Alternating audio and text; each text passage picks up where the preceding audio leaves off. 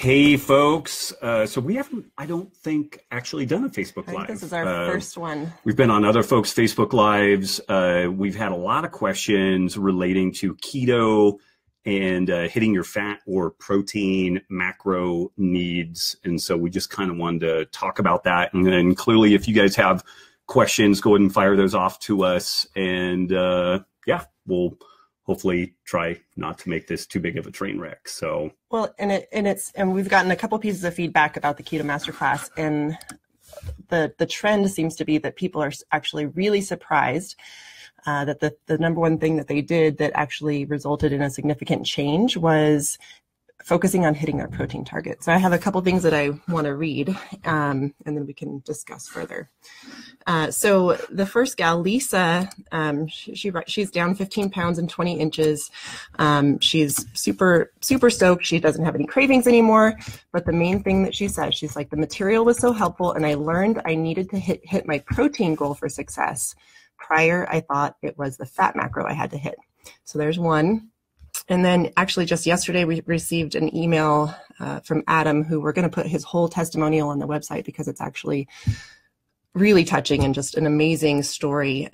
Struggled with weight his whole life, likens being in an overweight body to just being a prisoner. Right. And like it's really heartfelt. Pretty powerful. It's a powerful testimonial. Yeah.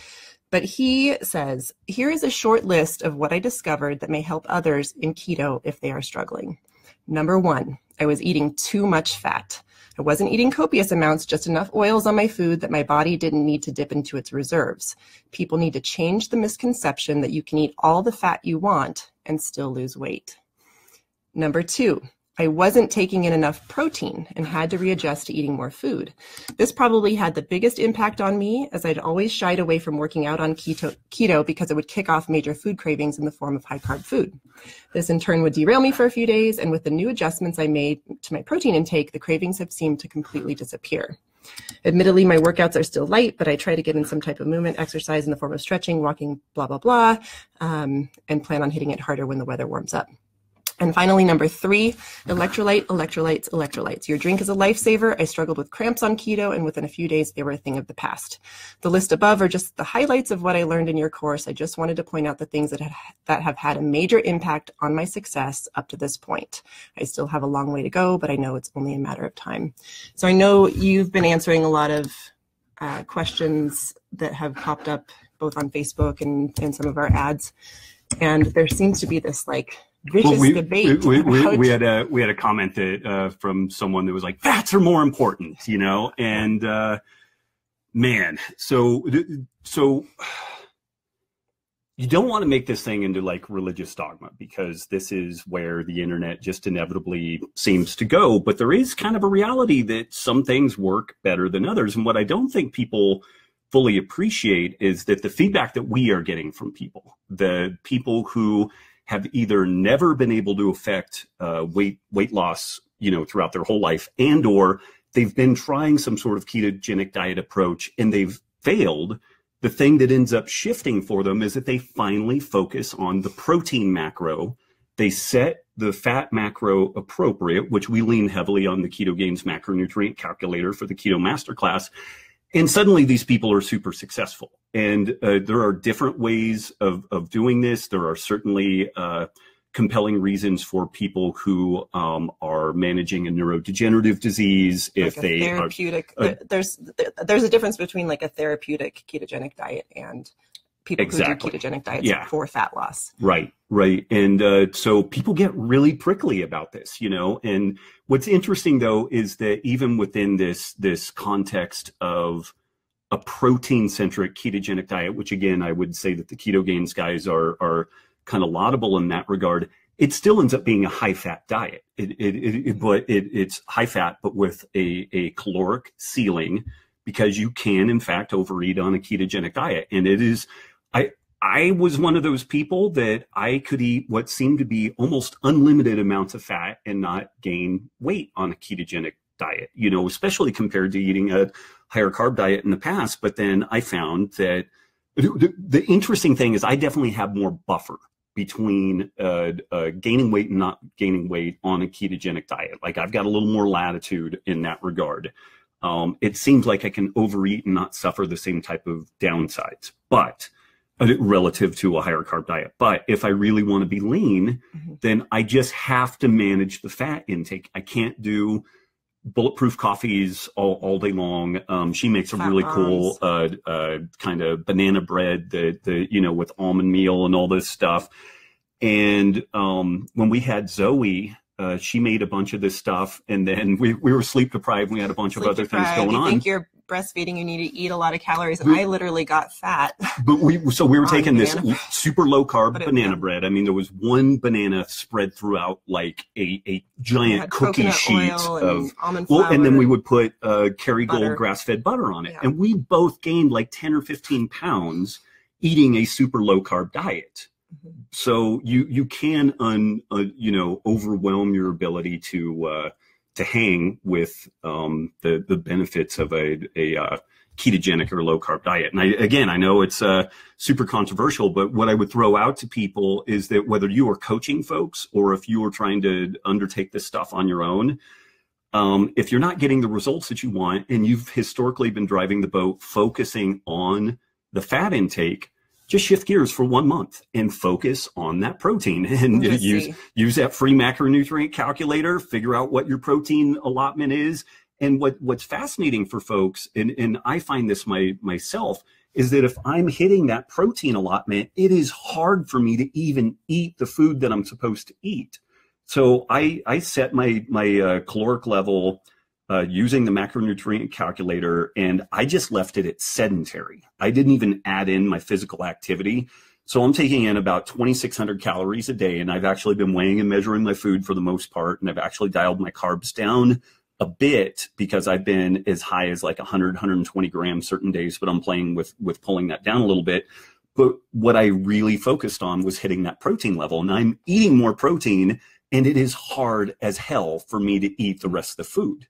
And so the flip side of that it's very, very difficult for me to overeat on this process. And, you know, it's funny when theoretically you're an expert on something, but you're still continually discovering, you know, little tweaks and nuances on this. So again, you know, I guess kind of a takeaway is that what we find is when people focus on the protein allotment first, they tend not to overeat. They tend to be very satiated. If you read Wired to Eat and you know a little bit about the neuroregulation of appetite, then you're going to understand that that's really where the rubber hits the road. And I know that there are a lot of groups out there that will say that fat is the only thing that you need to focus on. And if your ketones aren't at a certain level, you just need to eat more fat. And I'm going to say the controversial statement that those folks are getting subpar results for the bulk of their people. Now, if you're getting great results on that, God bless you. That's great. But what we've found in our practice is that if we have people focus on the protein piece, then they get much better success. And I'm just going to interrupt because people are asking about the macronutrient calculator. And it looks like Jess posted the link, Jess but it's posted the Keto Gains macronutrient calculator. And this is what we use in the Keto Masterclass to help people find their macronutrient levels. We actually have a whole video module in how to navigate the calculator. It's not actually that hard. But doing customer service for people on the internet, you discover how incredibly obtuse some folks are with following basic instructions. So if you can figure out the macronutrient calculator on your own, that's great. If not, sign up for the Keto Masterclass, and we have a video module to kind of walk you through that. But I'll throw this out there as maybe an additional aside. We've been doing this stuff for like 20 years. And to the degree that we're successful, it's largely driven by the fact that we're able to help other people, like the very long, heartfelt email from Adam, and then the other one from Lisa. Yeah, that Nikki shared. And so the reason why I'm focusing on this protein-centric approach is because it appears to work much better than focusing on the fat-centric approach. And there's even this, just this morning when I was moderating some comments, somebody was trying to be helpful to someone in the Facebook thread. And they basically said, hey, what you need to do is set your ratios like this. And so it was like 70% fat, 20% protein, or what have you, 10% carb, 5% carbs. The problem with that is that there's really no context for it. We don't know what the person weighs. We don't know what their protein needs are. We don't know what their lean body mass is. And so focusing on a specific ratio first what it ends up doing inevitably is that people overeat calories, overeat fat, undereat protein. And this happens again and again and again. And well, this is reminding me of one of my sister's friends sent her a text and was like, I've been keto, I've been following this plan for 28 days right. or however long. That's right. And I'm so frustrated. I'm not losing any weight, and I can't eat any more food. I'm really full, but I'm doing it to a T. And so my sister sent me this, and she's like, you know, what recommendations do you have for her? And I'm like, well, I don't know what this plan is. I'm not familiar with it. Are there macronutrient recommendations, or what's the plan? And so it turns out that this is basically meal plans that are in keto ratios, and the recipe is made 4 servings. And so she was trying to do her best to divide them into 4 and eating 1 serving, but again, not tailored to her activity level, not tailored to her. She's a small woman. She's a small female. Her weight and height and body fat percentage and activity level and all of that. So in the end, she was eating far more than she needed, hence the lack of results that she was seeing. And so we recommended that she use the macronutrient calculator, focus on protein, make sure that her carbs don't go above a certain level, and then basically add fat up to satiety. But, with if there's one spot where people can fudge this stuff, it's actually you don't need to eat all the fat on this. And people freak out about that because there's the sense, again, in the interwebs that you need to eat a ton of fat to be in ketosis. But Dr. Ted Naiman has made the point that if you have a lot of body fat to burn, a chunk of that percentage of calories is going to come from body fat. And that's ultimately what we want. And there's, the funny thing is you have some people who dismiss ketogenic diets and paleo and stuff like that. And they're like, it's just thermodynamics. It's just calories in, calories out. And clearly it's not that simple. Different calorie ratios, different foods have different satiety factors. They have different thermic effects. Protein has a very high thermic effect. And so just the calories that you can get from protein are comparatively few relative to carbohydrate and fat. And actually fat is the most easily stored macronutrient of any of them. Now that's, again, not to say that you should do a low fat, high carb diet. Doesn't work for me, doesn't work for a ton of people, but you do need to have some steeping in reality. And there is some sort of a middle ground here where thermodynamics do in fact matter. But at the same time, the satiety potential of things like a low carb diet, adequate protein, good amounts of fat from good sources, that's kind of where the magic happens. But it's a nuanced position, and it's not like this religious dogma that's like all fat all the time, so not to beat that to and death. So this is where you recommend in our 9 rules of keto, the rules are 1, keep your carb count under 25, 30 grams of carbs a day. 2, hit your protein target always. And 3, the fat macro acts as a lever. So eat that as you're hungry up to the limit. Obviously, you don't want to go beyond that. But if you're not hungry, you don't have to eat it all, right? Like you actually want to be able to access your body's stored body fat if your goal with going keto is fat loss. Right. And Nick, you're asking which calculator do we recommend? The Keto Gains macronutrient calculator. Jess posted a link to that. So scroll back through the comments there. Charles, you're asking MCT oil and coffee in the AM. Who and what? Who are we talking about? What's the goal? It's always context driven. So it's just impossible for me at this point to give these kind of one size fits all recommendations when I don't know any context. In general, like I really like Bill Lagacoca's work over at Calories Proper, and he's kind of convinced me that eating more calories earlier is probably better because of circadian entrainment. Now I know that some people do great by an intermittent fasting schedule where they skip breakfast and then they eat their calories later in the day. That's awesome. I, for myself, have found that eating more calories earlier and then getting smaller and smaller amounts as the day goes by, I feel better. I just tend to be more grounded. So again, Charles, it's a good question. MCT oil and coffee in the AM. I don't know. It really depends on the specific situation. And then we have a question from Michelle. With the carb target of 25 grams, is that net or gross?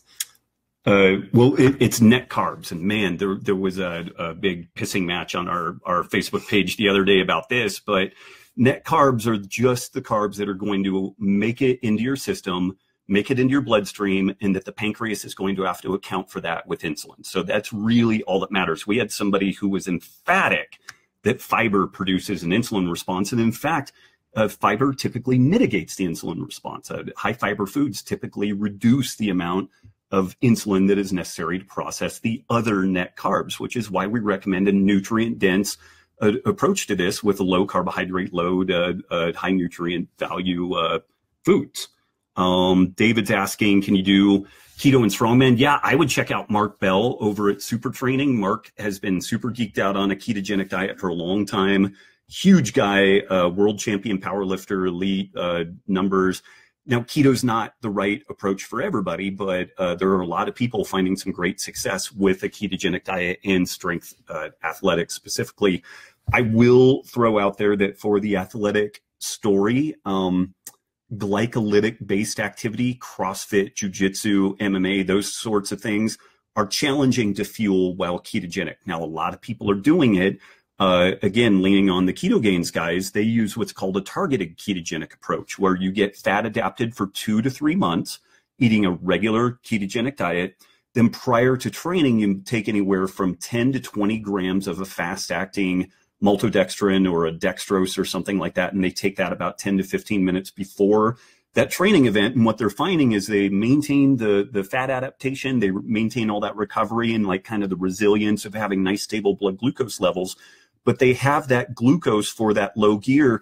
And it's interesting because a lot of the studies by Finney and Volek and other folks suggest that a fat adapted athlete does not have depleted glycogen stores in the muscles. So this isn't potentially about the glycogen in the muscles. This may be a central governor feature. When you start exercising at a very high clip, even if you are fat adapted, your blood glucose is going to drop. And that drop may be stressful on the system to such a degree that we get an adrenal response, we get an elevation in cortisol and adrenaline, and then that is pushing some release of glucose out of the liver. And so what I'm thinking is happening here is that targeted ketogenic approach mitigates some of that stress response because we're taking in dietary carbohydrate right before the intense activity. And so it may be mitigating that because it really isn't an effect of muscle glycogen depletion, but I think it may be a central governor kind of feature. But whatever the story is, when people have been trying to do these high intensity activities, whether it's CrossFit, jiu-jitsu, what have you, and only being focusing on a standard ketogenic diet, they oftentimes have some serious problems, whereas this targeted approach is definitely working well.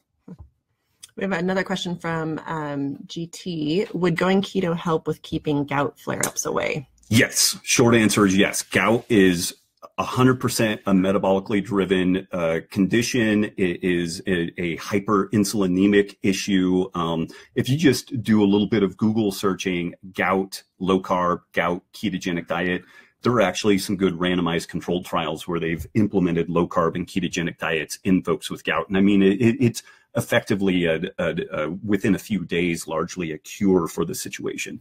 What freaks doctors out about a ketogenic diet or a low carb diet in gout is that it's not high protein, but it's adequate protein. Typically what they recommend that you do for gout, because the purines and pyrimidines that are found in protein rich foods are kind of the substrate that feeds into the gout process.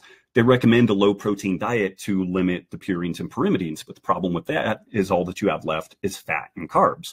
What's the thing that gets us in trouble more than anything else? Fat carb combos. So, it's a dead end street, the standard of care with dealing with gout. And so a higher protein, moderate protein, if you use the macronutrient calculator, I would put that at the moderate level, like the 0.8 grams per kilogram body weight is a good place to be.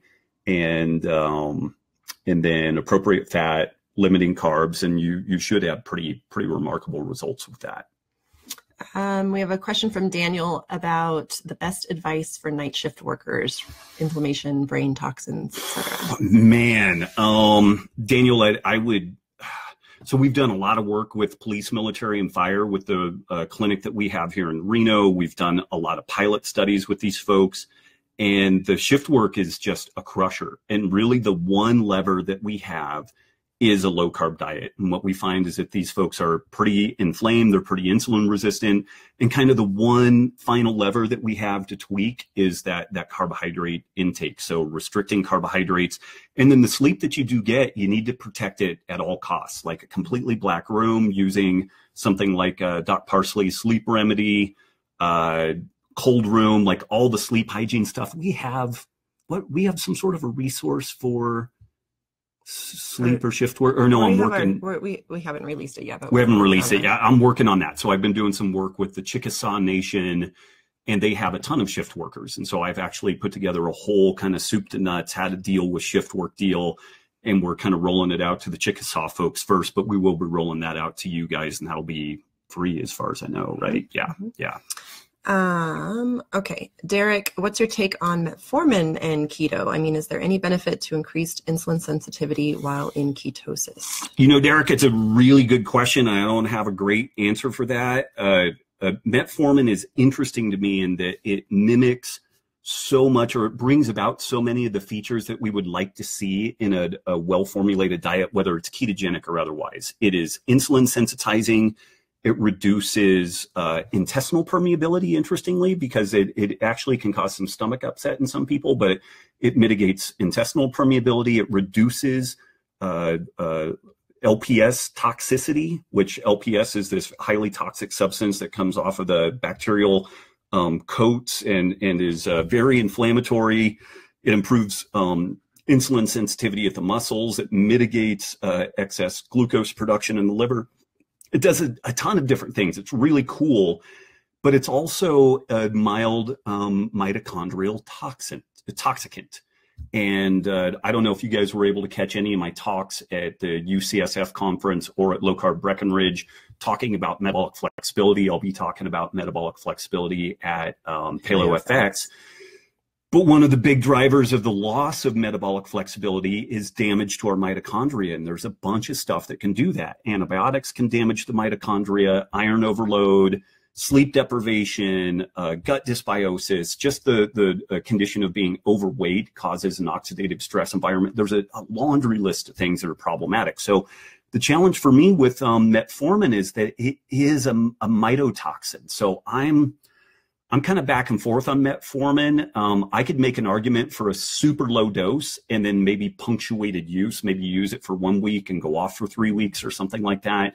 If you're already low carb or ketogenic and you're doing maybe a little bit of time restricted feeding, you're lifting some weights, doing a little sprinting, I think that you're getting all of the kind of mechanistic activity that we would kind of get out of metformin, but maybe a little hormetic stress deal, throwing it in, it might be good, but I honestly don't know. And I'm a little nervous about it. It's funny. I've written multiple pieces about metformin. And if you go Google search Rob Wolf metformin, you'll find those articles. And so I'm a huge fan of metformin, but largely from kind of a mechanistic description of what's going wrong. When you look at what metformin fixes, then the implications of what you should do for diet and lifestyle are kind of obvious. Reduce carbohydrate intake, improve insulin sensitivity, all those things. We have a question from Matt. What's your take on blood ketone levels? Do we need to show a certain number on the monitor to demonstrate that we are in ketosis? Lots of talk about blood ketone levels being lower after folks are keto for a while, or that lower levels indicate the body is using more ketones. Yeah, that's a great question. And I think that this is where a lot of people have gotten themselves into some big problems by dosing themselves with excess fat and MCT and exogenous ketones and whatnot, trying to chase that number. And definitely what we found, and it took us a little while to pin down Drs. Finney and Volek on this story, but they too have noticed that over the course of time, people tend to not have as high of blood ketone levels. And what's happening here is kind of a twofold process. One is that the body is directly becoming much more efficient at burning fats for energy. So you don't need to convert them into ketone bodies to be able to utilize them. The other part of this story is that there's a dynamic equilibrium between acetoacetate and beta-hydroxybutyrate. And beta-hydroxybutyrate is actually kind of a storage form of ketones, and it typically will interconvert into acetoacetate to be used metabolically as a fuel. And so if we are driving more of the direct fatty acid metabolism that's going to reduce the amount of fat that would potentially need to go through the liver to produce ketone bodies. So I think that chasing ketones, other than the following situation, somebody who has a neurodegenerative condition, someone who needs a specific glucose to ketone ratio for cancer therapeutics, and Dr. Thomas Seyfried has talked about this quite a bit, and you look at that in millimolars, and for that kind of cancer prevention, you want a higher millimolar count of ketones than glucose. And usually you need to do some amount of fasting to affect that, like just a basic ketogenic diet won't even bring your blood glucose levels down low enough to get into that strike zone. But that's a really specific situation compared to 98, 99% of people are just using ketogenic diet as a means of weight loss, and then potentially some kind of performance enhancements or maybe a little bit of resiliency because they don't like the blood sugar swings that occurs when you're eating a higher carb diet. But really, really good question. And again, in my opinion, this is where a lot of folks are making mistakes with the ketogenic diet and kind of undermining their efforts. They look at that blood ketone level and it's maybe in the 0.4 to 0.6 range. They feel great, but they feel like it needs to be up in the 1 or 1.5 range. And so then they start dosing themselves with a bunch of fat or MCT oil, and that's not really moving the needle in a good direction. I've been eating this way off and on for 20 years, and I've been really pretty strict with the lower end of the carbohydrate level, about 40 to 50 grams a day for close to a month. And I am never above 0.6, ever. Doesn't matter what I do. It does. I had food poisoning when I was at Low Carb Breckenridge. I didn't eat for literally 2 days. So it was a 48-hour fast, and I was at a 0.6.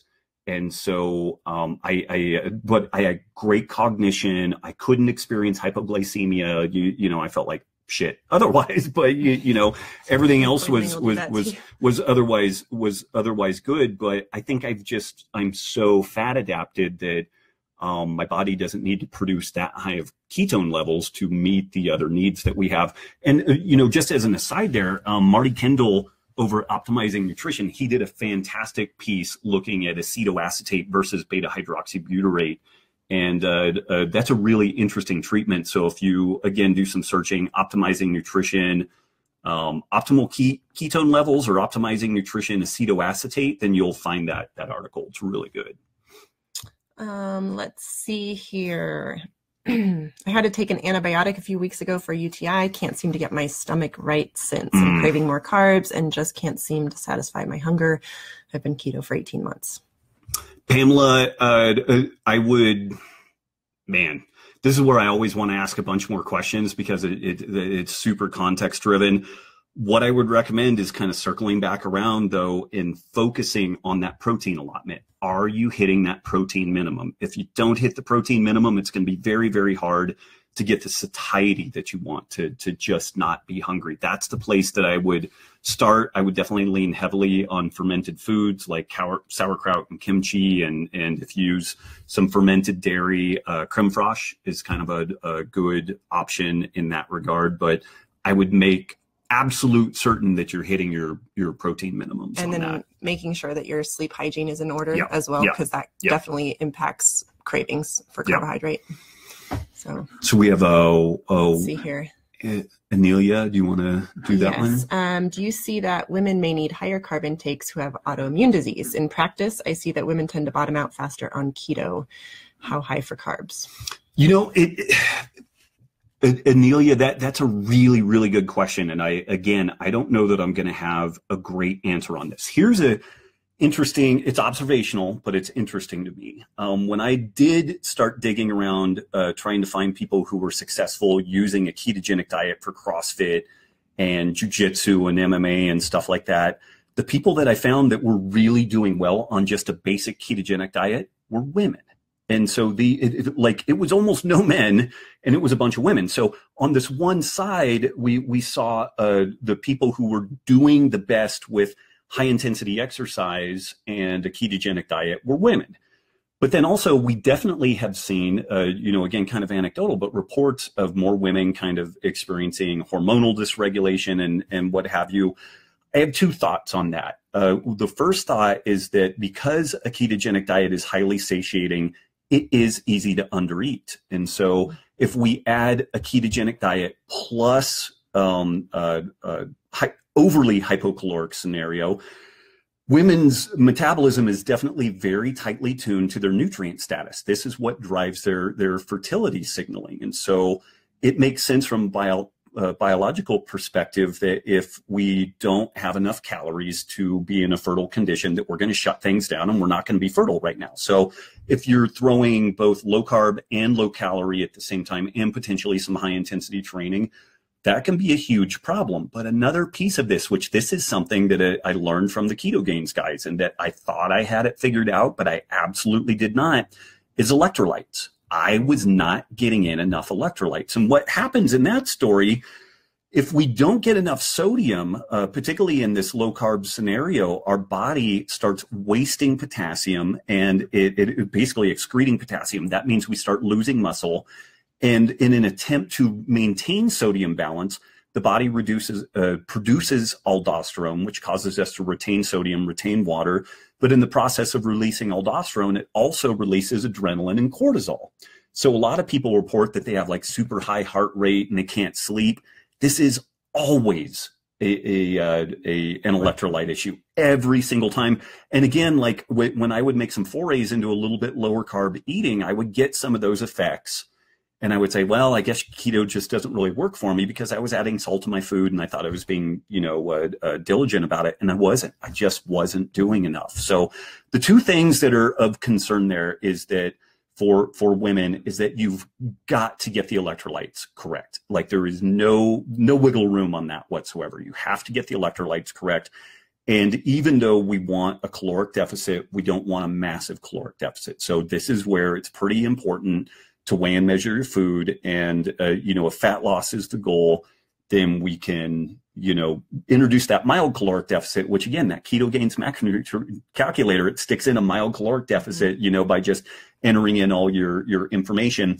So all that stuff said, if somebody's doing diligence on making sure that they're not overly caloric restricted and also that they're getting the electrolytes, if things are still just not working, just adding in 50, 75 grams of carbs a day and then otherwise, readjusting things, a lot of people do great with that. I made the point that like low carb works for a lot of people. Low carb works. You don't necessarily have to be all the way keto to lose weight. For some people that's like the missing piece, but you can be low carb and eat 50 to 100 grams of carbs a day and make great progress. Yeah. And that's a fantastic point is somewhere in as powerful as keto is as a tool, somewhere along the line, we've gotten in this scenario where there's either ketogenic diets or it's like food pyramid, high carb, low fat, and there's nothing in between, which is kind of ridiculous. So even though I was making all these cases for how to modify a ketogenic diet to make sure that it's appropriate for somebody so that we don't end up with hormonal issues, there's absolutely a reality that if you just adjust carbohydrate up 75, 100, 120 grams a day and then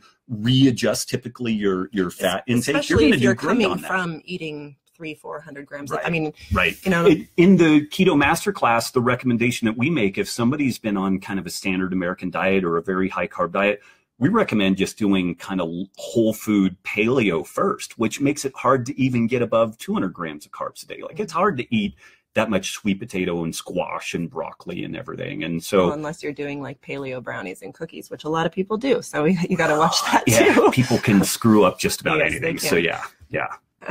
Okay, so we've had a couple questions about exogenous ketones. Like Steve says, I've been hearing a lot about it as opposed to pushing metabolism to produce them. What do you think about that? I think exogenous ketones are going to be really valuable for a couple of different populations. Children with epilepsy, it may be really valuable because it's going to be hard. It is hard to get kids to eat an epileptic kind of macronutrient ratioed ketogenic diet.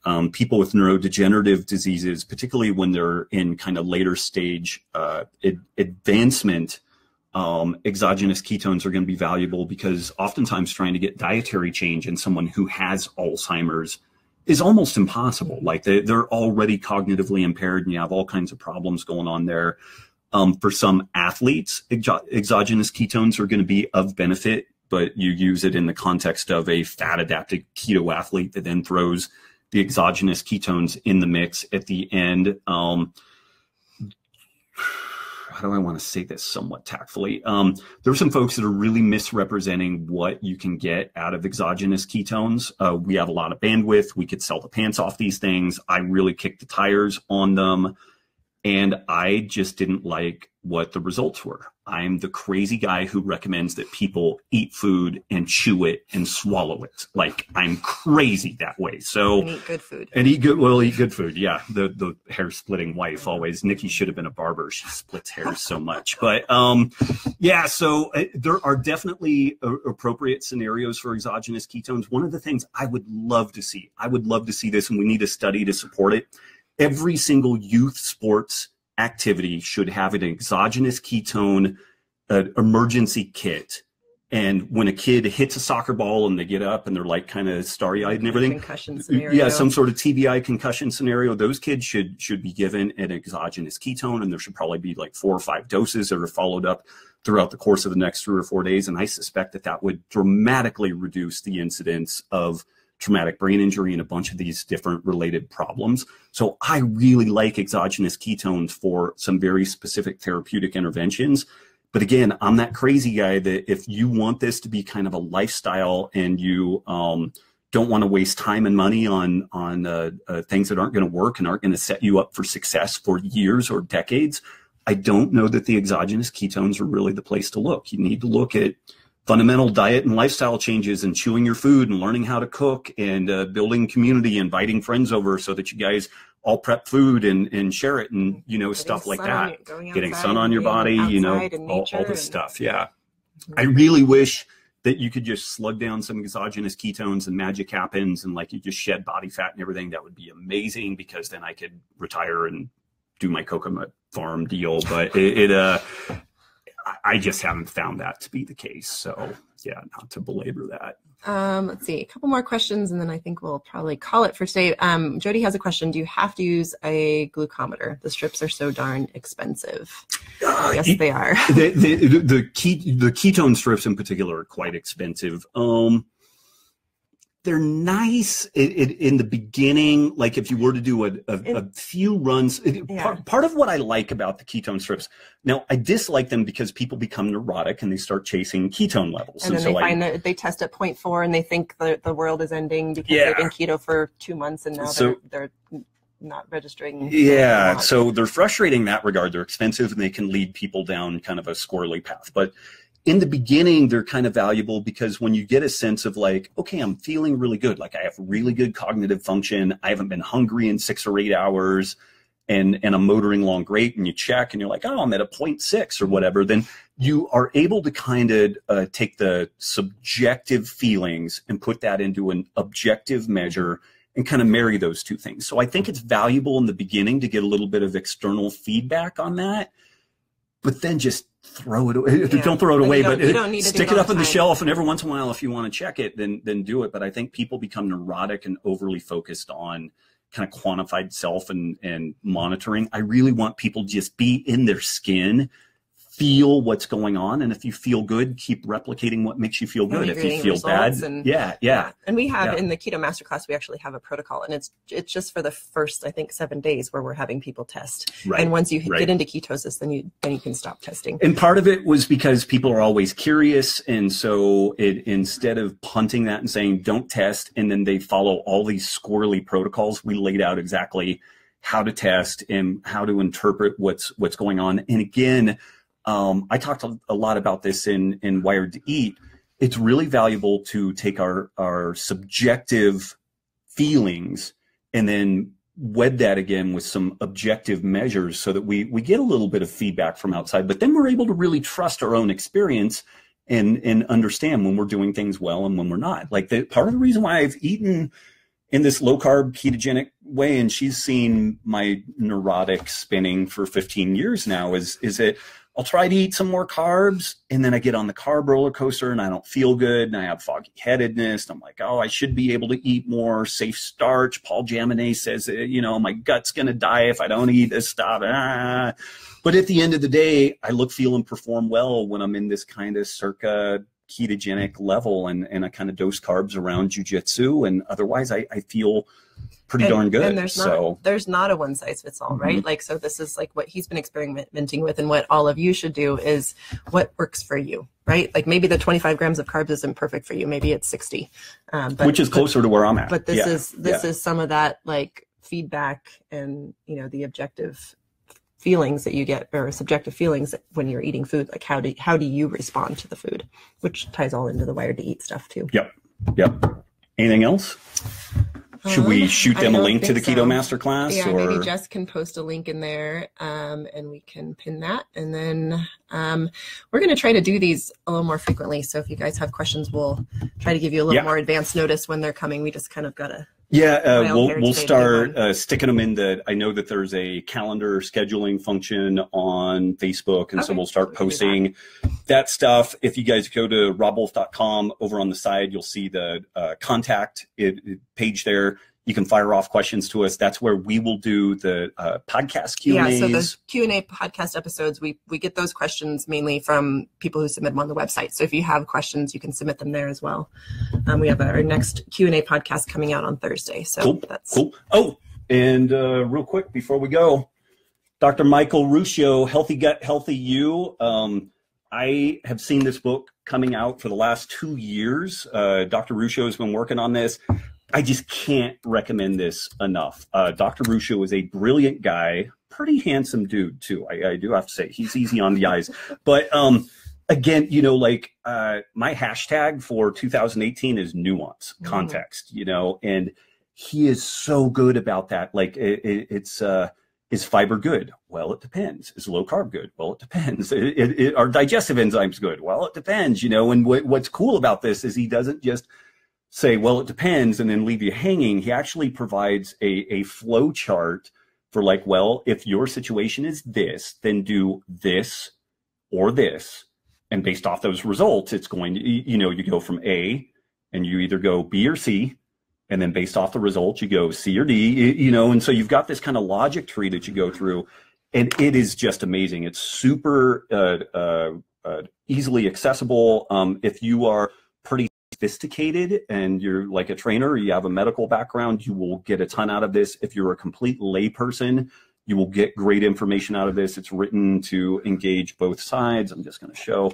He takes a ton of really complex information and makes some great infographics so that, you know, it makes it more accessible. So again, just plug in this Healthy Gut, Healthy You, Dr. Michael Ruscio. Cannot recommend that enough. Awesome. Okay. All right. Thanks guys. Everybody. Okay, take care. All right.